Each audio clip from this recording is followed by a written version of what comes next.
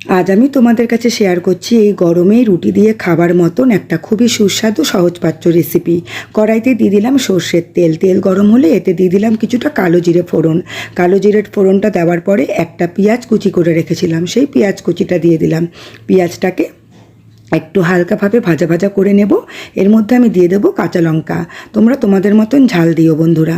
যখন পেঁয়াজটা একটু হালকা ভাজা হয়ে আসবে তখন আমি একটা গোটা টমেটো টুকরো করে দিয়ে দিলাম।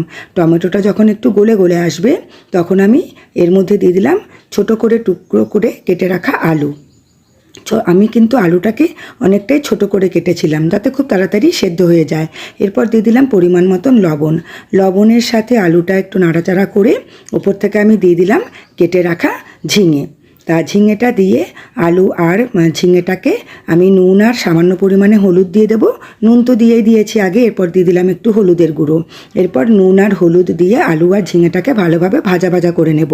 আমি একটু ঢাকনা চাপা দিয়ে রেখে দেবো 5 মিনিটের জন্য, যাতে আলু আর ঝিঙেটা সেদ্ধ হয়ে আসে।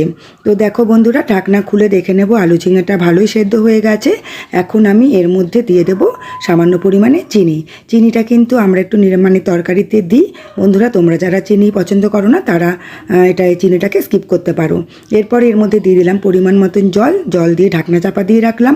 ঢাকনা চাপা দিয়ে ঝোলটাকে ফুটতে দিলাম। আমি একটু দেখে নিলাম সেদ্ধ হয়েছে কিনা। খুব ভালোভাবেই সেদ্ধ হয়ে গেছে আলু আর ঝিঙেটা। এরপর একটু লবণটাকেও চেখে নেব যে লবণ হয়েছে কিনা।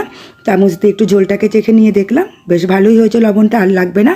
তা দেখো বন্ধুরা, আমার আলু ঝিঙের এই রুটি দিয়ে খাবার মতন রেসিপিটা কিন্তু রেডি হয়ে গেছে। তা ভিডিওটা তোমাদের কেরম লাগলো তোমরা অবশ্যই জানিও। আর ভালো লাগলে লাইক শেয়ার করে দিও। আর আমার চ্যানেলটাকে তোমরা সাবস্ক্রাইব করে দিও বন্ধুরা।